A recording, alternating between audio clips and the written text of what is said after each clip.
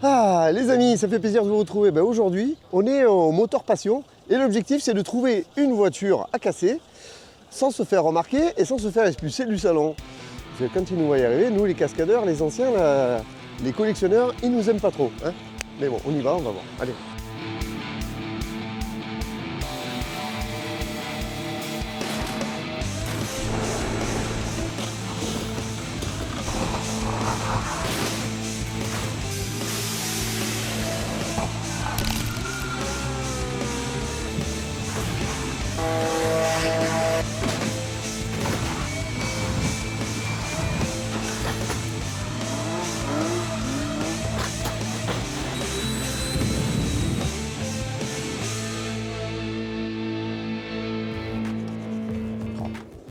Bon, là on est à l'intérieur du salon. Bon, il y a un petit peu des pépites partout. Là on est sur une Jaguar E2A. Non, on peut pas ça, hein. On peut pas péter ça. De toute façon on se fait tuer. Puis on n'a pas les moyens. Hein. Et en plus elle n'est pas à vendre. Aucun regret. Alors là, on est sur la SM. Alors la SM, c'était de mémoire, c'est la remplaçante de la DS, mais avec une technologie de dingo. Là, on a un moteur Maserati là-dedans, t'imagines? Donc je sais qu'au niveau consommation, c'était un truc de malade. Et c'est dommage parce que c'est une voiture en fait qui n'a pas vraiment marché, mais pourtant elle a une juste ligne. Là, on est sur le Club France DS, et comme ils détestent les cascadeurs, les Citroën, on en a... Il y a mes confrères, ils en ont tué un paquet quoi. La 604. Alors là, c'est un monstre cette voiture en fait. Viens voir, regarde un petit peu la longueur du truc. J'en ai cassé qu'une dans toute ma carrière, mais je ne l'ai pas conduit. En fait, j'y suis rentré dedans avec une autre voiture. Enfin, elle n'avait pas pris grand chose quoi, mais j'avais bien morflé. Alors là, tu vois, ça c'est des voitures de dingue, c'est des voitures géniales, mais je sais que nous on a appris à rouler sur deux roues sur une Corsa City justement, et ces voitures-là en fait, c'était les cascadeurs à l'époque, ils se régalaient de rouler sur deux roues parce qu'elles étaient faciles de préparation, elles étaient très légères aussi. Il ne faut pas que je me fasse attraper ici. Et vous êtes Pascal Dragoto? Ouais, c'est ça, ouais. Vous n'en avez pas assez cassé de ces voitures? On a cassé un petit peu, ouais. Ouais, quand même. Ouais. Bon, Vous avez pas me casser une GTO quand même. Ouais, bon, on se casse parce que je crois qu'on est encore mal vu ici. Bon, allez.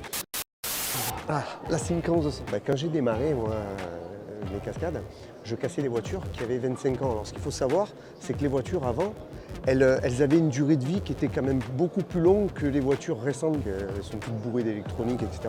Et les voitures, on les faisait tenir un paquet de temps. Et les 511, au tout début que j'ai commencé, j'en ai cassé un paquet.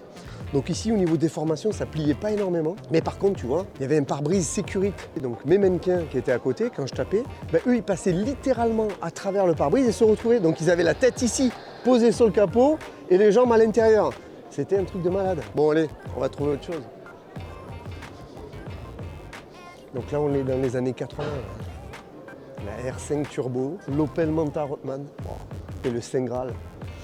La 205 T16. Ça c'est une Evo 2 en plus. T'imagines? Pour l'époque quand même ils arrivaient à sortir 430 chevaux. Il faut savoir que c'est une voiture qui a été construite assez rapidement et de suite dès les premières courses, je crois, au Monte-Carlo.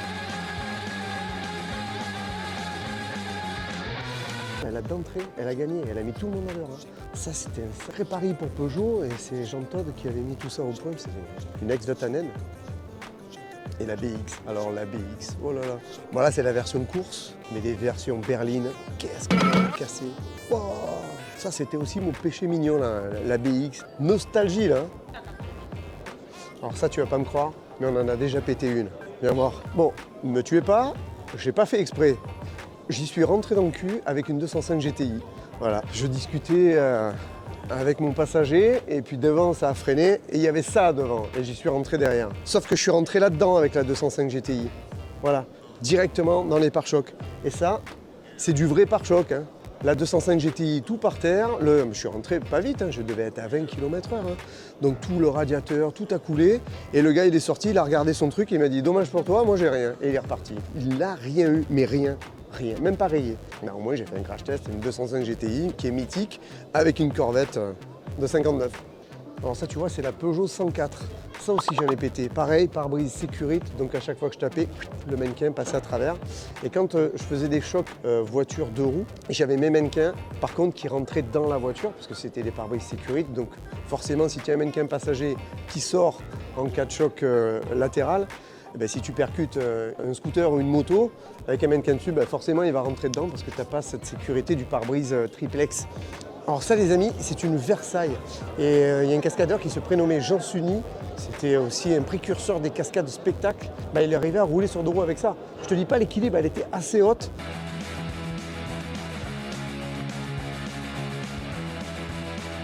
Nous on roule sur deux roues avec une Clio 4. C'est mieux de rouler sur deux roues avec une propulsion qu'une traction. Belle caisse. Ouais, c'est bien ça, mais tu vois, moi je verrais mieux plutôt. Ouais, plutôt comme ça, ouais. Plutôt comme ça, ouais, ça le fait bien. Ouais, ça le fait. La DeLorean de Retour vers le futur. Vous savez quoi? Je vais repartir dans les années 1977 pour aller acheter des DS parce qu'à l'époque elles étaient pas chères. On va pouvoir passer à travers et les casser, ça va être un grand moment. Allez, je me casse. Donc là on est avec Kevin qui est le pilote du camion. Alors est-ce que tu peux nous expliquer combien de chevaux il a, la spécificité parce que... En fait on part d'un camion de série, on va enlever la cabine, on descend le moteur, on le recule un petit peu pour gagner un centre de gravité. On va passer d'un moteur de 400 chevaux à 1200. Au niveau couple on est sur du 2005, on va monter jusqu'à 5005. On reste par contre sur des boîtes mécaniques classiques. D'accord, ouais. Par contre au lieu d'utiliser les 16 rapports, on utilise les deux derniers parce qu'on a tellement de puissance. Et après tout ce qui est freinage, on reste par contre sur de la série. Le camion lui il s'est freiné 40 tonnes.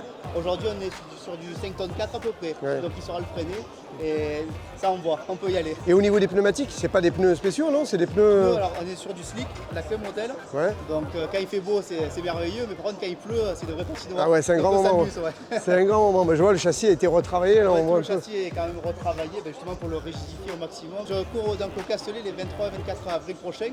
Donc c'est vrai qu'on se languit tous, ça fait 2 ans qu'on n'a pas pu y assister avec le Covid, c'est un peu compliqué. Donc ouais, ça va être un beau rendez-vous. Ah bah, j'imagine. On va avoir de belles surprises. Par contre, par rapport à une cabine de série, il n'y a plus grand chose. Ah, c'est différent, donc tu es un petit peu plus bas, ouais. Donc il faut avoir fait Sciences Po quand même, hein, pour, parce que regarde, il y a des boutons partout à l'intérieur. Là, on est au poste de pilotage, donc c'est vrai qu'on est plus bas quand même. Donc là, il y a un arceau de dingue à l'intérieur. On est dans une vraie boîte de conserve entre guillemets. Ouais, mais enfin, il vaut mieux, quoi. Il vaut mieux, parce que quand on tape à 160, ça fait bizarre quand même. Ouais, bah j'imagine. Moi, j'ai tapé avec contre un fourgon d'autoroute. C'est parti! C'est parti! C'était un grand moment aussi, hein, mais j'avais un arceau qui était... C'est pour ça que nous en course on est limité à justement 160 parce qu'au-delà on ne saurait plus arrêter les machines sur X tours, on est contrôlé même. Donc, Ouais, il y a des radars. Ouais. exclu si on dépasse, donc on ne joue pas là-dessus. On D'accord. se régale déjà de 60 à 160. Bon, bah écoute, Kevin, on te souhaite bonne chance pour le Castellet. Merci. Alors j'espère qu'on y sera et puis on viendra te saluer là-bas. Si je te le prête, tu fais attention, tu ne me le casses pas celui-là. Tu vois la réputation jusqu'où elle va? On est mort. Ça c'est un peu mon rêve, ça tu vois, ça c'est vraiment quelque chose que j'aimerais par-dessus tout. Ça c'est une voiture que j'aimerais avoir. Un GMC comme ça, et là celui-là il est particulièrement magnifique. Hein. Donc on vient de discuter avec un passionné. Donc lui c'est pas un carrossier, c'est un taulier formeur. Il te fabrique carrément une aile, tu vois. Et ça il y en a plus des gens comme ça quoi. Tu vois, il y en a très très rarement quoi. Il y en a trop peu quoi. Et il part d'un bout de tôle et il te fait une pièce. Il te manque une pièce, il te la fait, voilà. Et son chef-d'œuvre, c'est ça, c'est l'engin qu'on vient de voir. C'est un truc de malade. Franchement, c'est beau. Bravo. Vraiment, cette ligne. Tu vois, le seul truc que je trouve bizarre pour une Porsche, moi, c'est le rouge. Pour moi, c'est plus Ferrari. Enfin, je sais pas. Ça me fait bizarre. Noir, orange, les couleurs qui tapent un peu.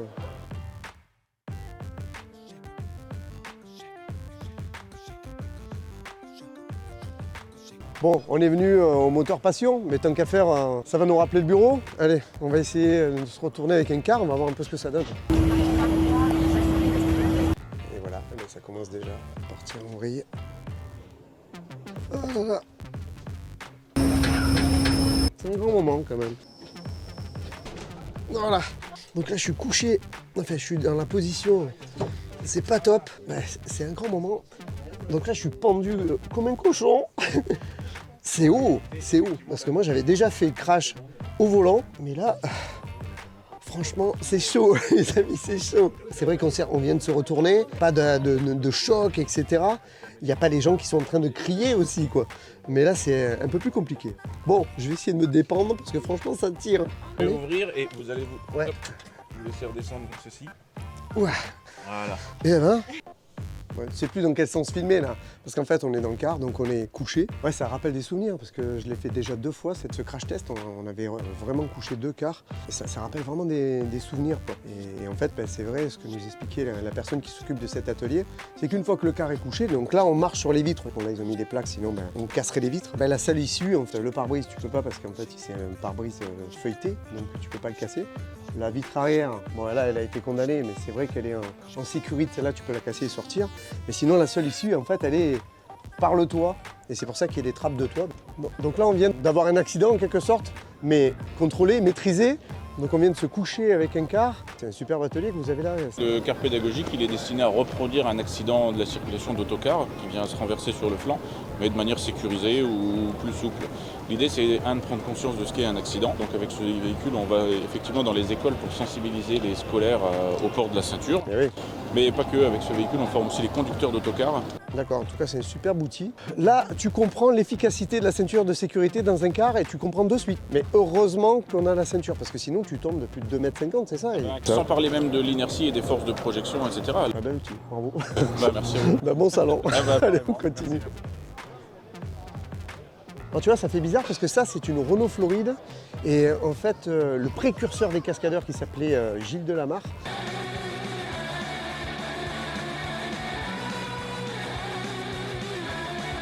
En fait, il s'est tué avec la même voiture pour un tournage sur un film. Il devait faire un dérapage avec, ils avaient fait tout un tas de dérapages. Et le réalisateur a dit non, on en fait encore un dernier. Et malheureusement, comme ils étaient sur une autoroute avec un goudron qui était neuf, ils avaient balancé un petit peu de gravillon au sol pour qu'elle puisse bien déraper. Mais à force d'avoir fait des essais, ils n'en ont pas remis. Et la dernière scène, elle lui a été fatale parce qu'en fait, la voiture a grippé et elle a fait un tonneau. Et en fait, voilà, il s'est fait écraser par le pavillon. Tout simplement en faisant un dérapage, alors que c'était une cascade banale qui est réalisée. Mais bon, ça c'est les voitures du film. Enfin, ça ressemble à... Ça doit être une réplique de Starkey Hutch. C'est excellent cette série, 2 flics. Ils faisaient des cons en centre-ville et c'était tout le temps en train de déraper avec ça. Oh non, le Saint Graal, la GS. Alors ça je devrais pas le dire. Je pense que ça doit être maintenant une voiture de collection. Je crois que j'avais arrêté de compter, je crois que j'en ai cassé plus d'une centaine. Alors ça a explosé. Donc je rentrais dans les portes là, et quand je rentrais dans les portes, ça pliait jusqu'au milieu. Jusqu'au milieu, mais vraiment, quand je dis plier, c'était énorme. En termes de déformation, puis il n'y avait pas les renforts de porte, etc. Donc ça plie. Hein. La Ford Capri. Alors ça c'est une voiture, il y a Gilles Raconis qui a battu le record du monde de saut en longueur avec. Donc elle était arsautée, il est arrivé sur un tremplin et il a fait un saut, un bond de 100 mètres avec ça.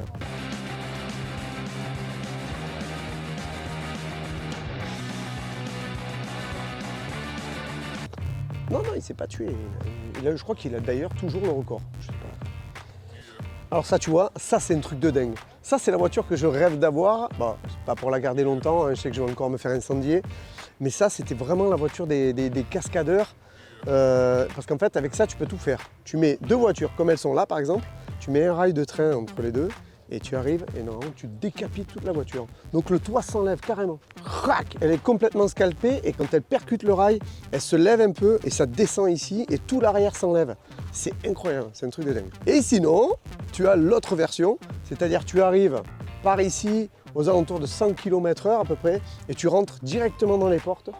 Mais le problème, c'est que quand tu rentres d'un côté, tu sors directement de l'autre côté. Elle se coupe en deux carrément, il y a tout qui passe à travers. Le propriétaire n'est pas là, heureusement, parce que sinon, là, il me tue. Tu vois, la 205 GTI, donc celle-là, c'est la 1,9 litre, 130 chevaux. Bah, en fait, moi, j'avais la même, mais version un peu bodybuildée. Enfin, c'était pas la T16, hein, non, elle avait été un peu remaniée à l'époque un peu tuning, et on s'en servait pour faire nos shows. Et c'est d'ailleurs avec la 205 GTI que je suis rentré dans la Corvette. Celle de tout à l'heure. Et dans toute ma carrière, j'en ai cassé qu'une en crash test. Voilà. Une 1600. Et maintenant, c'est introuvable et ça coûte des fortunes. La Clio V6, j'en ai eu une. C'était une phase 1 comme ça, qu'on avait modifiée en phase 2. Et avec mon ami préparateur Christophe Genevez, on avait mis un kit nose dedans, on l'avait modifié, on sortait 450 chevaux. Elle était démentielle. Tiens, regarde, je te parlais de Gilles Delamarre tout à l'heure. tu sais, le cascadeur qui est le précurseur des cascades.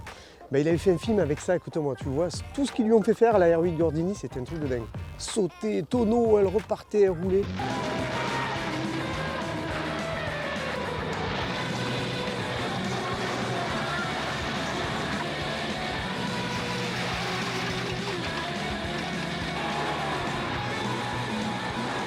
Déjà pour l'époque, c'était énorme. Et ça, c'était vraiment une caisse. Et ça a été parmi, je crois, parmi les premières coupes que Renault a organisées. La coupe R8 Gordini, après il y a eu, je crois, la coupe R5, la coupe Clio, j'ai fait la coupe Clio aussi, et plein de coupes. Donc là, c'est une Clio Williams. Moi, j'avais la Clio Coupe, donc ça, c'est le 2 litres. J'avais le 1800, 16 soupapes. Et justement, on faisait tout un tas de choses avec. Et j'en ai même pété 2. J'ai fait des tonneaux au circuit Paul Ricard et je me suis pris un rail aussi au circuit Paul Ricard. C'est des grands moments ça. Ça c'est bien, ça c'était une sacrée caisse.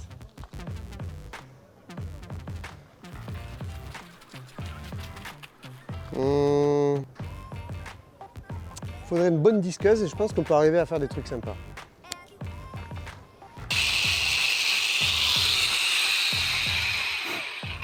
Voilà. Tu vois, je savais qu'avec une 403 on pouvait faire plein de choses. Là, t'es à l'arrière, regarde, j'ai même fait l'avant. C'est pas top? Ouais, c'est le top, allez.